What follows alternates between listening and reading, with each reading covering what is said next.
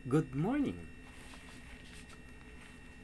Araw po ng Sabado, the Saturday Blessing. Ayan po. Sa panahon ng katuparan at mga pangako, dapat naunawaan natin ang kanyang mga salita. Tama? Yes. Sapagkat kung hindi, walang kaligtasan. Kaya nga po ito sinasabi sa Deuteronomy chapter 6 verse 4 hanggang 9. Ito po ang sinasabi.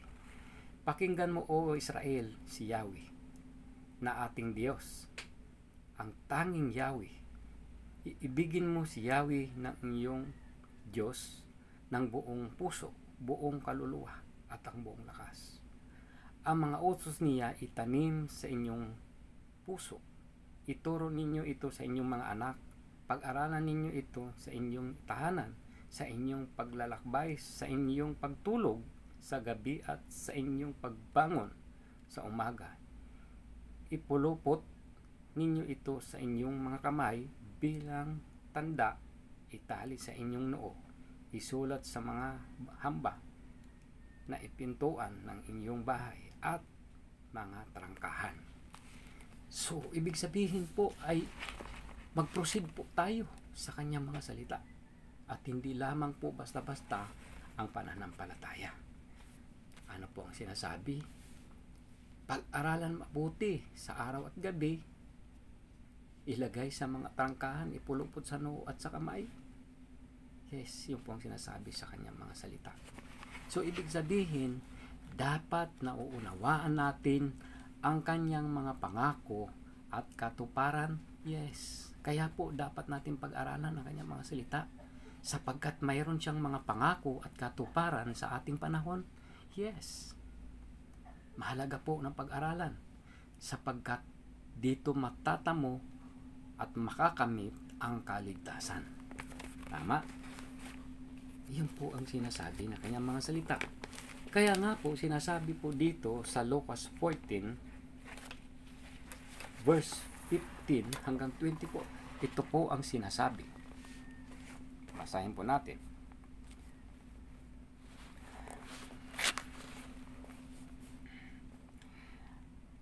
Ito po ang sabi.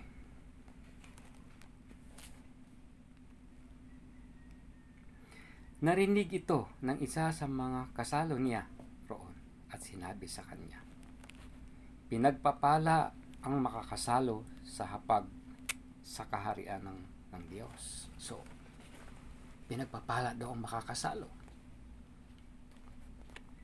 Ang Lucas 14:15 hanggang 24 ay ito pong sinasabi. Siya po ay nag-anyaya sa malaking handaan na pumapatungkol sa paghahari ng Diyos.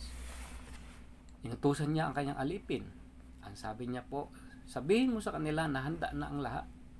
Kaya pumunta po siya sa kanyang mga inanyahan.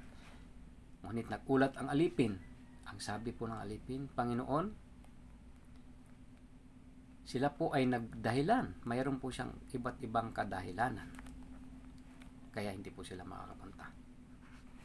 Nagalit po ang Panginoon. Kaya sinabi niya, anyayahan mo ang mga bulag, mga pilay, at mga mahihirap. Ang sabi ng alipin, Panginoon, ginawa ko na po iyan. Ngunit bakante pa rin. Malaki pa rin ang bakante, maluwag pa rin. Kaya sinabi po ng Panginoon, kung gayon, pumunta ka sa lansangan. Pilitin mo silang dalhin dito. Tandaan mo, hindi makakakain sa aking handaan maliban na siya ay sumunod. So, ibig sabihin, mahalaga po yung task po na ibinibigay sa atin at dapat naunawaan natin na mayroon po tayong tungkulin na ipangaral ang kanyang mga salita. Yes. Mahalaga po sapagkat yun po yung life of faith at task natin. Kung hindi, walang kaligtasan. So, ibig sabihin, ang mga bagay na ito ay ginagawa natin ayon sa kalooban ng Diyos. Yes. Kaya nga po sinasabi rin po sa 2 Timothy chapter 3 verse 6 hanggang 17, 16 to 17, na ang kanyang salita ay kinasihan at magagamit sa pagtuturo ng katotohanan, sa pagtutuid ng kamalian, upang ihanda ang kanyang lingkod, upang kapag handa na, ito'y magagamit sa kanyang mga tungkulin, mga gawain na gaya po ng sinasabi ng kasulatan. Yes, yun po yung sinasabi.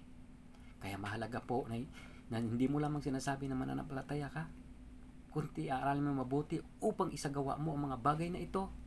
Yes. Napakasimple lang po bang pananampalataya? Hindi po. Sapagkat ito po'y ginagawa, tinatayuan, at isinasagawa ang mga bagay na ito. So ngayong umaga, nawa po ay mabless kayo sa kanyang mga salita. Mahalaga po na mag-proceed tayo sa kalooban ng Diyos, sapagkat may nag-iintay na gantimpala kung magagawa natin ang lahat ng mga ito.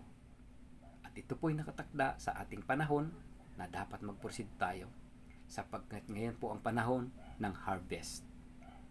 So ibig sabihin, this is the time of harvesting.